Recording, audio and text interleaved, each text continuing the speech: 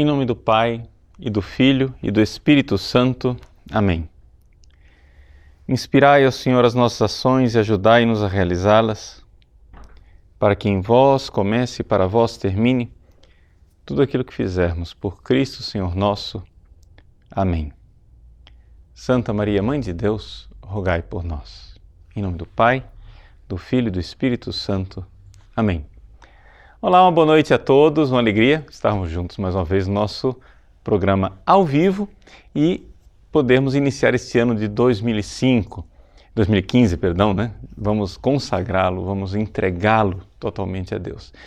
Bom, iniciamos o ano com um tema, não é, que mais do que um estudo, verdadeiramente, a apresentação de uma temática ampla, eu gostaria de ter uma conversa com vocês, um bate-papo um pouco com aqueles que seguem o nosso site, que estão sempre conosco. Por quê? Porque eu tenho recebido cada vez mais perguntas de alunos, de pessoas que seguem o site, simplesmente são simpatizantes, amigos, essa grande família espiritual que é o site Padre Paulo Ricardo, não é? E eles dizem assim: padre, olha, o problema é o seguinte, nós aprendemos as coisas que o senhor ensina no site. Por exemplo, nós aqui no site temos o curso de Catecismo da Igreja Católica. Aí, a gente vai depois, pega aquilo que a gente aprende no curso do Catecismo e apresenta na paróquia. Algumas pessoas nos acusam e dizem: não, mas vocês estão criando uma igreja paralela, ninguém pensa assim, ninguém ensina desse jeito, isso daí é uma seita que vocês têm, né? Então, a gente precisa um pouco sintonizar as coisas para entender onde é que está a dificuldade, né? Bom, eu queria colocar um primeiro ponto. O primeiro ponto é o mais fácil de resolver. O ponto mais fácil de resolver é quando nós dizemos que a comunhão com a Igreja Católica, ela é uma comunhão que é num corpo eclesial que existe ao longo da história e do tempo, mas também está em comunhão com os santos que estão no céu, com Jesus Cristo, que é a cabeça da igreja. Então a igreja, ela é um corpo visível ao longo da história, real, concreto, com o qual nós precisamos estar em comunhão, não é? E esse corpo visível ao longo da história está também em comunhão com a parte, não é, digamos, invisível, mas que ainda faz parte desse corpo, que é as pessoas que já estão no céu. Então, é importante você notar o seguinte: se você quer saber se você está em comunhão com a igreja, você precisa notar que a comunhão da igreja é uma comunhão que se dá no tempo e no espaço, por assim dizer. Quando a gente fala de igreja católica, nós estamos falando de uma igreja que é universal. Katolikos quer dizer isso. Mas essa universalidade se dá sincronicamente, quer dizer, no mesmo tempo, agora, nesse momento que nós estamos falando, não é? 5 de janeiro de 2015. Então, todo mundo que está no mundo inteiro agora, nesse momento. Comunhão no espaço. Assim, é a comunhão sincrônica. Mas essa comunhão, muitas vezes as pessoas se esquecem disso, ela também é uma comunhão diacrônica.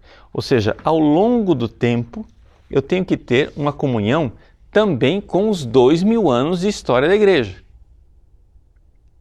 Esses 2000 anos de história da igreja, que é uma comunhão com o magistério, não é, de 2000 anos, com o ensinamento dos santos doutores, não é? E isso não pode ser excluído. Então, nós temos aqui aquelas duas características que São Vicente de Lerins nos coloca no comunitório, né? Que a característica do semper, né? Nós temos o tempo. Então, nós podemos dizer assim: se você é católico, Então você tem que ter essa característica do semper. Não é? Essa é a característica diacrônica. Você tem que ter também essa característica do espaço, o ubíque. Em todos os lugares. Então aí você tem Igreja Católica de verdade. Não é? O que é que nós temos uma mania, não é, que foi criada? É que a gente fala, por exemplo, muitas pessoas dizem, a Igreja da América Latina hoje. Nada contra a Igreja da América Latina hoje. Muito pelo contrário, eu faço parte da Igreja da América Latina hoje, não é? Mas a Igreja da América Latina hoje, ela só é Igreja da América Latina hoje, verdadeiramente igreja, se ela estiver em comunhão com a Igreja de todos os lugares sempre. Aqui que é a coisa. Então, se você põe América Latina, você está delimitando o espaço. Não pode ser. A Igreja Católica ela não é a Igreja da América Latina. Ela é a Igreja de todos os lugares. Então, nós temos, para você ser católico, você tem que crer do jeito que creem os latino-americanos, mas que também creem os europeus, os africanos, os indianos, os asiáticos, em todos os lugares. Senão não é Igreja Católica. E não somente hoje, não é? No início do século XXI, tem que ser a Igreja de sempre, ou seja, a Igreja de 2000 anos, né? A Igreja como ela está naquilo que é o projeto de Deus. Então, a Igreja de sempre faz parte. Então, essas duas características, não é? Elas são importantes para você notar onde é que está verdadeiramente a Igreja e onde é que não tem seita. Então, o Catecismo da Igreja Católica foi uma forma que o Papa São João Paulo, juntamente com a colaboração de tantos bispos do mundo inteiro, inclusive o cardeal Ratzinger, que depois tornou-se Bento XVI, não é? Fez de, após o Concílio Vaticano II, deixar bem claro qual é a fé da Igreja, de sempre e de todos os lugares. Então, essa é a nossa fé. Então, isso daqui não é para Roma somente, é para todos os lugares. E não é somente hoje, depois do Vaticano II. Aquilo que está aqui dentro e é válido, o que está no Catecismo e é válido, tem que estar antes do Concílio Vaticano II. Não é? Nós temos que perder um pouco essa mania, esse malveso, né, que foi sendo introduzido de falar de igreja pós-conciliar. Né? Porque a igreja pós-conciliar é diferente da igreja pré-conciliar. Mas, meu irmão, pera lá, Jesus Cristo é pré-conciliar. Né?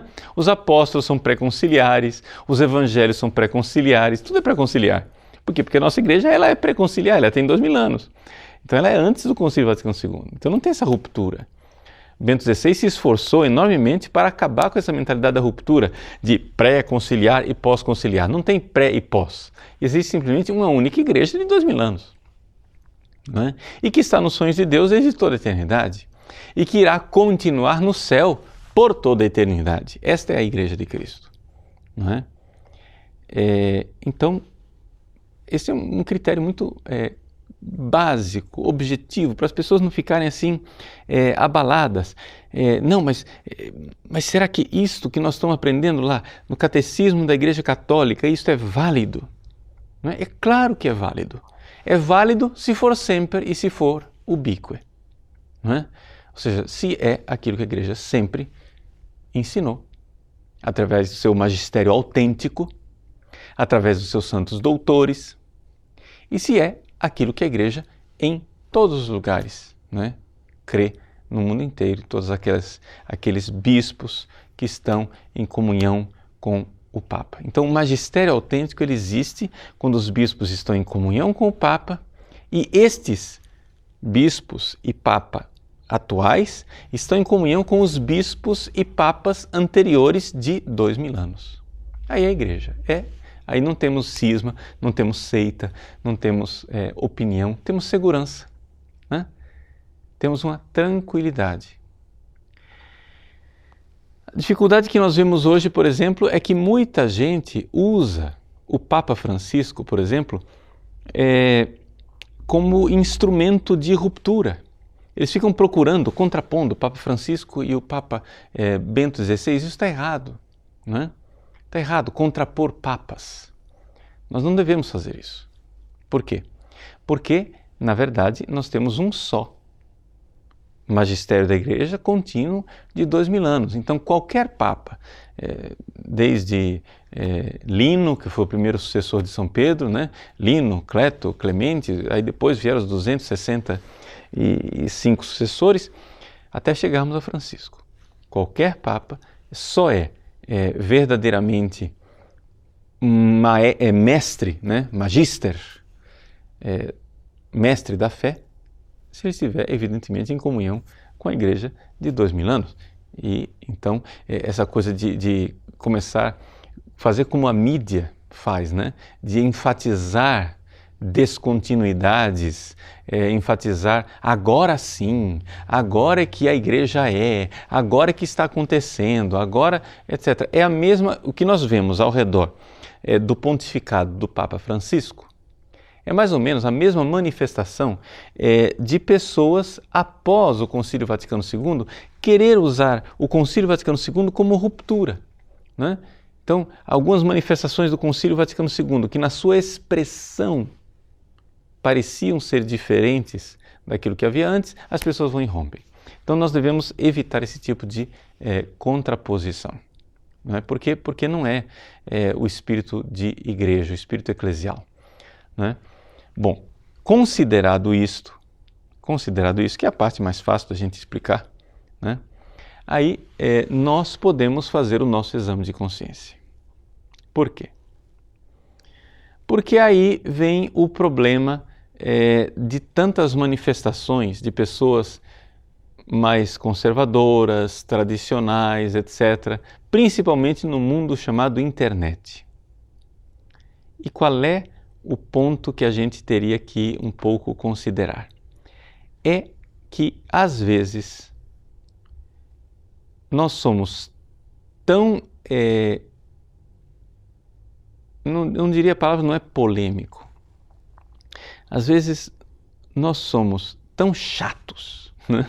Nas nossas picuinhas, nos nossos detalhes, nas nossas coisinhas, que nós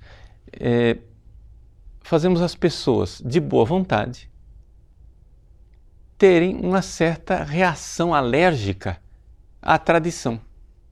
Eu gostaria de refletir isso porque eu sinto que eu tenho uma verdadeira responsabilidade espiritual para com os alunos do site e para com as pessoas que seguem, não é, as nossas postagens no site.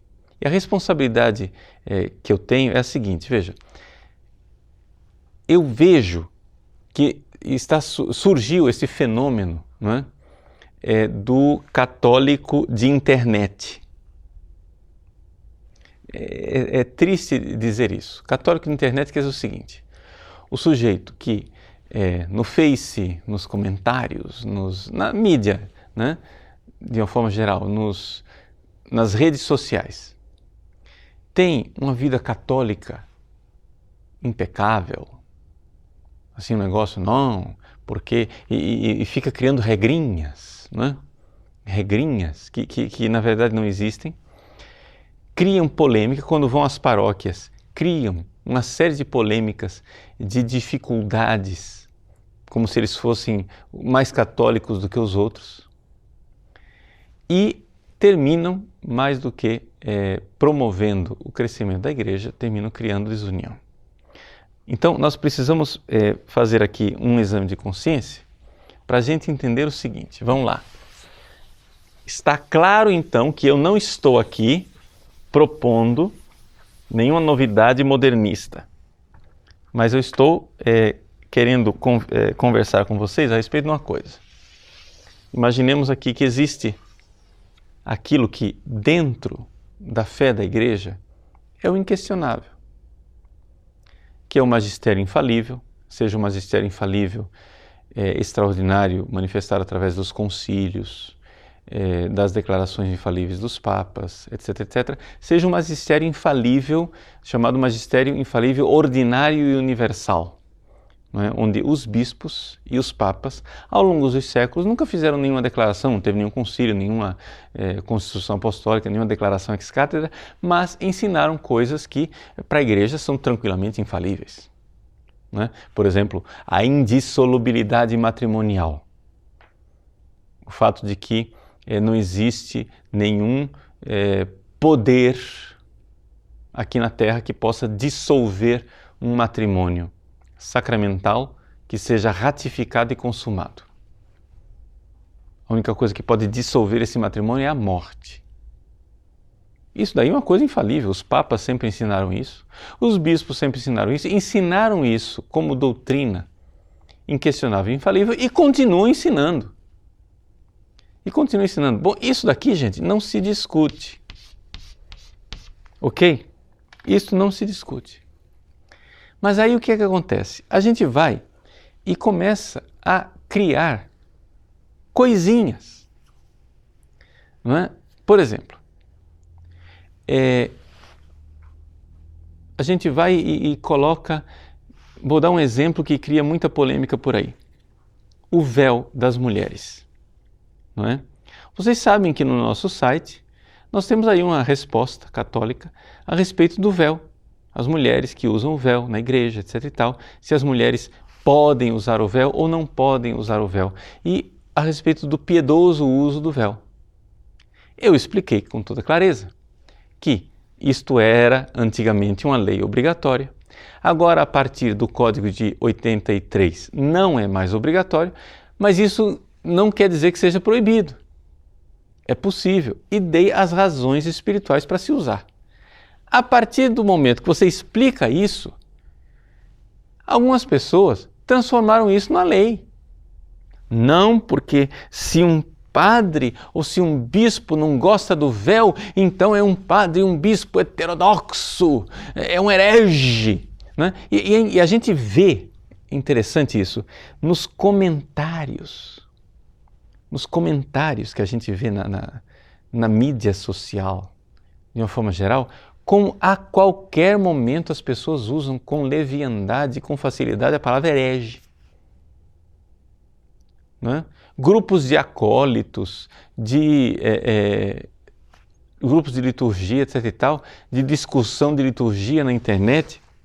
Nossa, mas a palavra herege aparece, né? O fulano não usa casula romana, ele usa casula gótica, com um tecido, digamos assim, um pouco mais moderno. É um herege. Fulano não, o padre não usa batina, ele só usa o clégima. Né? Ah, isto é um herege. O clégima é roupa de protestante. Né?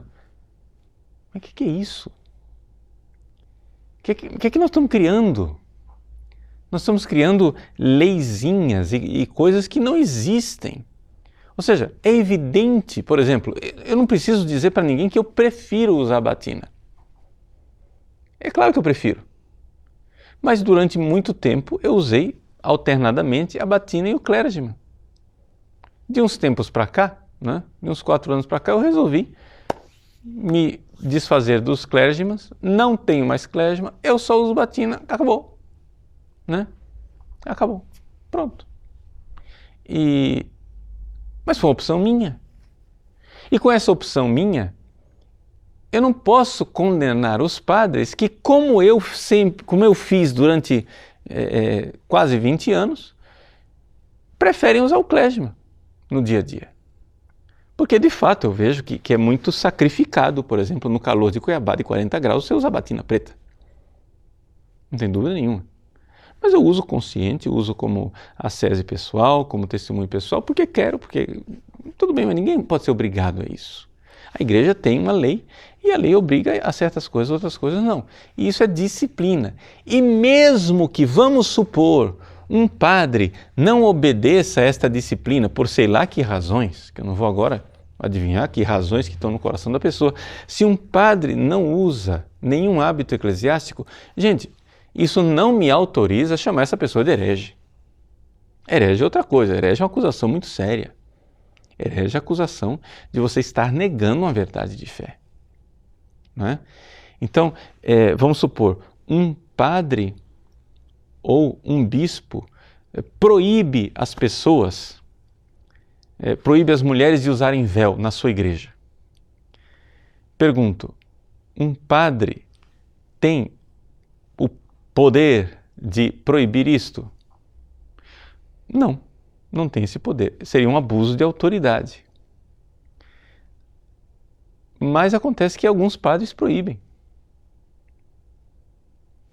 É um abuso de autoridade, não tenho dúvida. Mas calma lá, se o padre está cometendo este deslize, digamos assim, com consciência ou sem consciência, ninguém sabe assim. Porque vamos entrar também no julgamento de pessoas nesse sentido. Porque eu me vejo, por exemplo, há 15 anos atrás. Se há 15 anos atrás eu tinha uns 7 anos de padre, me aparecesse na igreja uma menina de véu, eu ia achar aquilo uma coisa muito esquisita. Achar muito estranho, eu ia reagir negativamente, eu ia provavelmente chamar e dizer, minha filha, o que é isso? Mas que absurdo, isso daí já foi, isso daí já era. Não sei, nunca tive essa reação porque nunca aconteceu de eu encontrar há 15 anos atrás uma menina de véu. Né? Mas, eu não acho que eu era um padre herege, eu não acho que eu era um padre que destruía a tradição, etc e tal. Não, eu simplesmente era mal formado. Hoje eu vejo isso, ou seja, eu nunca tinha parado para estudar esse tema e para ver que, na verdade, esse tema do uso do véu é uma coisa tão antiga na tradição da igreja, ininterrupta, né? Que é uma tradição maravilhosa e que valeria a pena não perdê-la. Essa é a minha opinião hoje, né?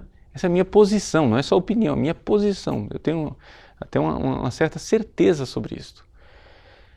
Mas eu tenho que ter um pouco de paciência de ver que a situação eclesial que nós vivemos atualmente, não é? É de grande confusão e eu não posso agora querer que todos os seminaristas, todos os padres, todas as pessoas estejam iluminadas a respeito dessa questão. Não é? Estou colocando aqui o tema do véu porque o tema do véu é um tema bastante polêmico e que não tem manifestação do magistério atual, não é? Muito clara, é simplesmente um tema disciplinar que o código já não trata mais, não é proibido, evidentemente, mas também já não é mais obrigatório, mas quer dizer que as pessoas podem usar. Né? Então, assim, vamos colocar as coisas com clareza. Né? Que uma coisa é você realmente estar aqui tratando de um tema de fé. Eu estou falando do quê? Da Imaculada Conceição da Virgem Maria, da virgindade de Nossa Senhora, eu estou falando da presença de Jesus na Eucaristia, eu estou falando de que o padre é um sacerdote. Todas são coisas definidas pela a existência do demônio, etc. São coisas definidas pela igreja. Isso aí a gente não discute, se o sujeito nega isso, tudo bem, é herege. Aí você pode dizer né, que negar uma verdade de fé é herético. Mas é que, às vezes, nós nos tornamos tão ranzinzas, com picuinhas, que a gente estende, a gente alarga, né, aquilo que é obrigatório, a gente alarga para as nossas opiniões e usa aquilo que são coisas sérias da igreja, no seu magistério autêntico, a gente usa e alarga para as nossas opiniões. Entendeu? Aqueles que são opiniões. Eu acho muito bom usar batina, mas eu não posso dizer que uma pessoa que não usa batina é herege. Eu acho muito oportuno que uma senhora, uma moça, uma menina use véu. Mas se isso cria uma dificuldade enorme numa paróquia, pelo amor de Deus, minha filha, guarda esse véu e vamos viver a caridade, né? Vamos viver... Por quê? Porque se a sua comunidade e se o seu padre não estão preparados para isso, porque sei lá que razões, não é? Então não vamos fazer a Terceira Guerra Mundial, não é? Eu acho que antes de tudo, por exemplo, pessoas que poderiam estar fazendo um bem imenso, né, sendo catequistas, ministras da comunhão, etc., etc., se tornam tão belicosas, tão inoportunas em certas polêmicas dentro do seu próprio contexto paroquial, que dificultam. Então, aí sim, a gente entende quando as pessoas vêm e nos acusam de estar criando uma seita, uma igreja paralela, etc., etc. Essa afirmação, essa acusação, ela é infundada, é injusta. Ou seja, se você insiste, eu quero usar o véu, se o padre insiste, eu quero usar a batina, eles nos acusarem e disserem, você está criando uma igreja paralela, essa acusação é falsa, injusta, não tem o direito de fazer essa acusação contra nós. Mas se entende psicologicamente esse tipo de reação, porque muitas vezes essas reações injustas nasceram, às vezes, então aqui cuidado, não estou universalizando, mas às vezes essas reações injustas nasceram de atitudes também autoritárias de nossa parte, de querer usar a autoridade da igreja em matéria clara, doutrinal, ou em matéria disciplinar clara, definida, etc. e tal, e alargá-la para as nossas opiniões pessoais. Não é? Então aí a gente tem que tomar muito cuidado. Não é? Tomar muito cuidado porque nós precisamos entender que às vezes nós estamos aí coando um mosquito e engolindo um camelo. Porque estamos querendo obedecer uma regra pequena e esquecendo um preceito maior e mais importante, que é o da caridade, que é o do amor, de compreender essas pessoas. Ah, mas eles estão sendo injustos, padre. O senhor mesmo disse, eles estão sendo injustos. Eu sei que estão sendo injustos, tá? Mas se a gente for com esse justicialismo, não tem família que fique unida. A família eclesial se dilacera, a sua família se dilacera. Vamos pôr um exemplo. Você é casado, você e sua esposa. Se você ficar o tempo todo apurrinhando a sua esposa com aquilo que é justo, não, porque isso é justo, porque isso aqui é justo, isso aqui é justo, isso aqui é justo, e você nunca ceder nada, você nunca não souber dialogar aquilo que é dialogável, negociar aquilo que é negociável, o seu casamento vai terminar em divórcio. Né? Eu vi uma vez o deputado Reinaldo Augusto, né, com o qual eu tive a graça de conviver durante um certo tempo, um deputado lá de São Paulo, né, ele conta sempre um exemplo de um casal. Né? Você imagina um casal que está lá. A mulher chega para o homem e diz assim, fulano, sei lá, João, eu vou fazer aquela comida que você gosta amanhã, mas você sabe muito bem, essa comida, esse prato, se você deixar esfriar, ele já não presta mais, tem que ser do fogão para a mesa. Então, para não ter atraso, me diz, que horas você pode chegar amanhã para o almoço?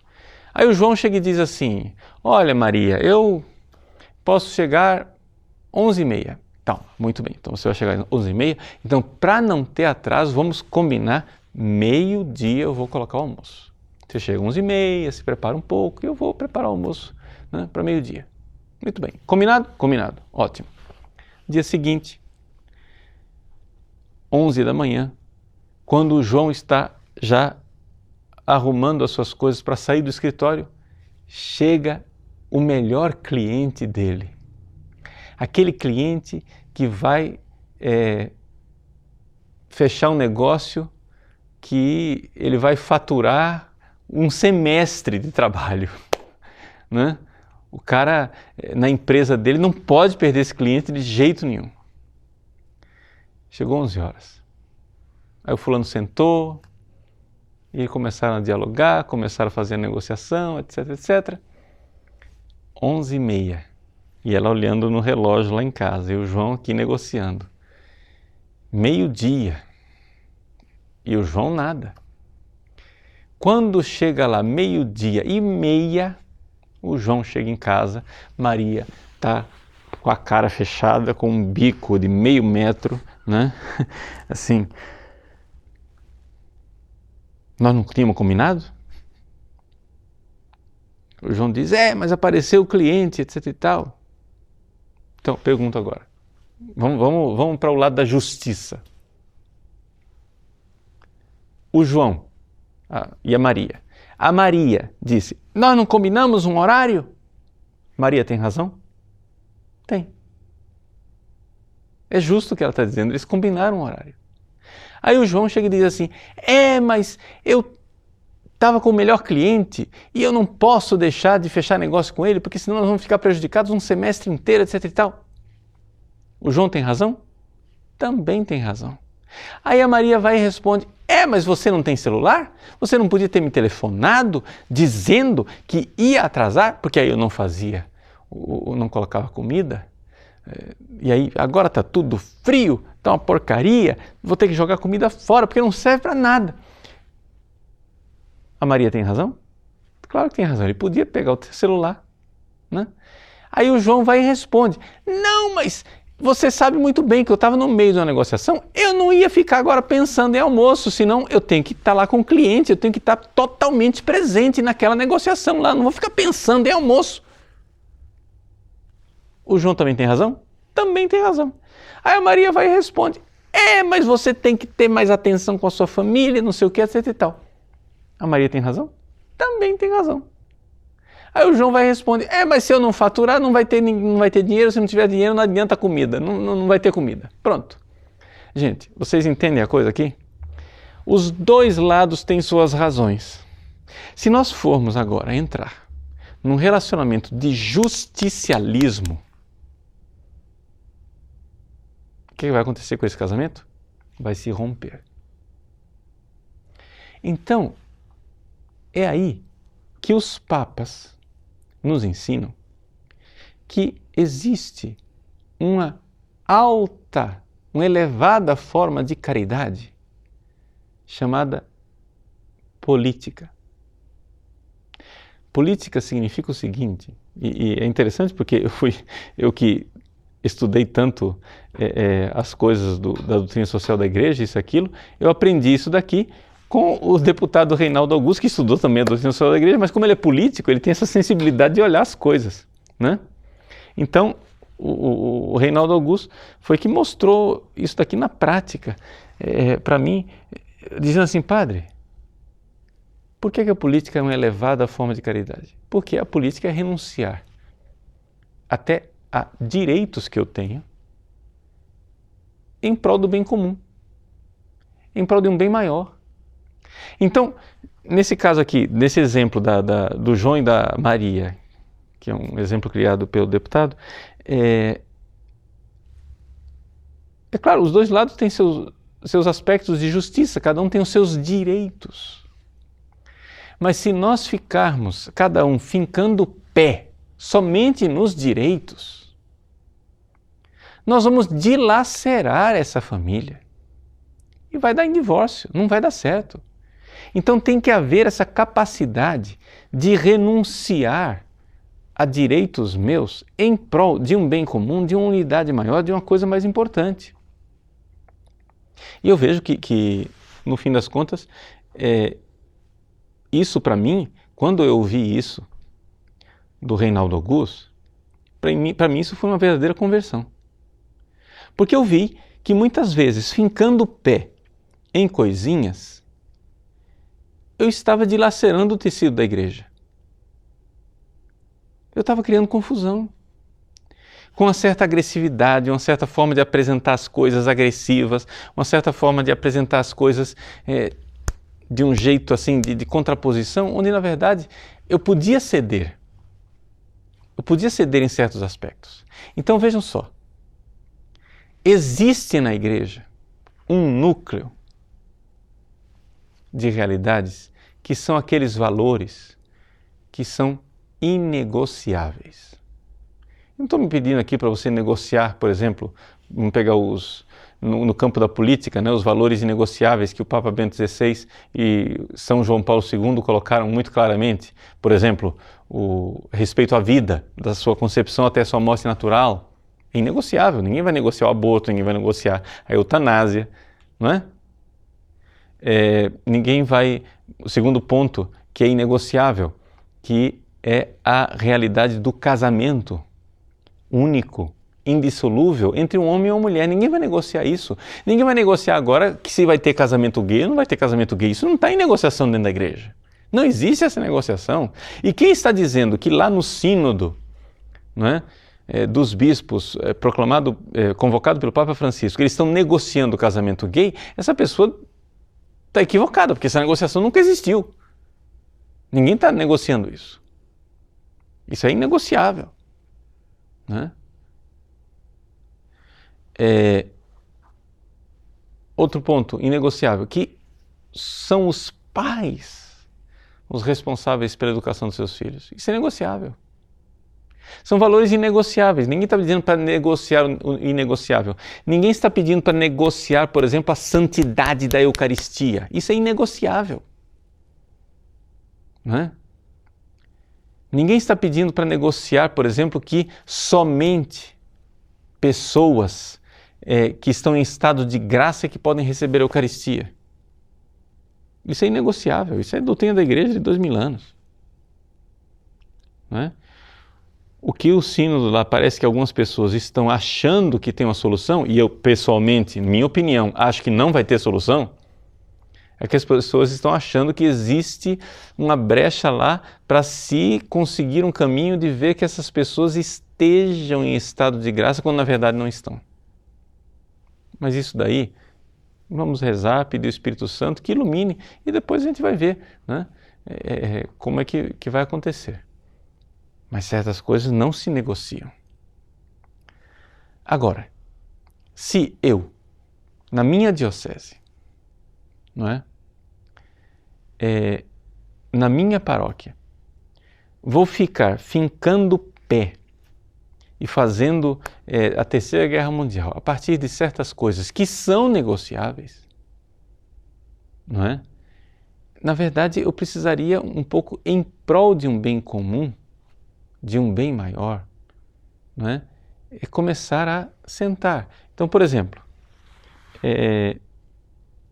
sei lá, eu vou e me sento na mesma mesa de um padre que não suporta batina, que não suporta essa história de batina preta, essa coisa ultrapassada, o preto é triste, o preto é morte, o preto é mau agouro, é sei lá o que, etc e tal, e ele olha para mim como se eu fosse o verdadeiro demônio, porque eu estou usando batina, não é? Bom, se eu me sento à mesa com ele, eu não preciso tirar a batina, não é isso. Mas se eu me sento para amar, quem sabe as coisas mudam, quem sabe se a gente mudar um pouco a atitude, as coisas, às vezes, eu não estou falando assim, tem realmente dentro da igreja, tem gente que é modernista, herética, verdadeiros apóstatas, isso eu sei que tem, mas eu fico me perguntando sinceramente se são a maioria. Se na verdade a maioria não são pessoas de boa vontade, que se a gente se sentasse e conversasse, poderia a gente ter um relacionamento um pouco mais adequado, um pouco mais conciliador, onde os dois lados se entendessem melhor. Não é? Eu acho que a maior parte das pessoas rejeitam certas atitudes. Então assim, por exemplo, hoje eu vejo padres boníssimos, padres extraordinários de igreja, homens de fé, que abominam uma certa atitude que eu apresentava há anos atrás, de uma certa intolerância, essa coisa agressiva de dizer não pode, papapá, e eu batia de frente com as pessoas e etc. Gente, eu não estou dizendo para negociar o inegociável, mas eu hoje vejo que padres bons começaram a sentir, a querer se afastar de mim, porque eles viam nas minhas atitudes, meu jeito de ser, uma falta de caridade. No fundo, eu estava fazendo, tendo aquele tipo de atitude, tipo de comportamento, eu pensava que estava fazendo bem, estava bem intencionado, não é? Mas o que acontece é o seguinte, é que não existem somente as duas posições extremas. As pessoas que enxergam a verdade e as pessoas que estão no erro e na heresia. Existe ali no meio um grupo grande de pessoas que não receberam formação suficiente e não tiveram a oportunidade de conhecer a verdade. E este grupo de pessoas talvez possa ser atraído muito mais por nós se nós deixássemos de ser tão chatos, não é? Então, é aqui que a gente precisaria crescer espiritualmente. Eu vejo que eu já recebi vários puxões de orelha de alguns bispos que, como amigos, vieram me falar, e eu agradeço a Deus por eles terem exercido a sua paternidade, me chamando a atenção sobre isso. No início eu não gostei, fiquei muito chateado, muita raiva. Não, porque esses bispos são todos covardes, não sei o que, etc. Tal. Hoje eu vejo que na verdade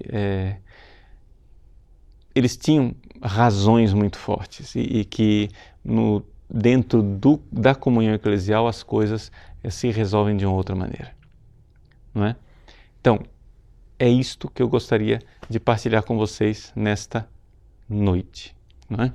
Ou seja, de fato, vamos resumir o que eu disse até agora, de fato, existe uma grande injustiça, uma grande ideologia quando as pessoas pegam aquilo que é fé da igreja, de sempre e de todos os lugares.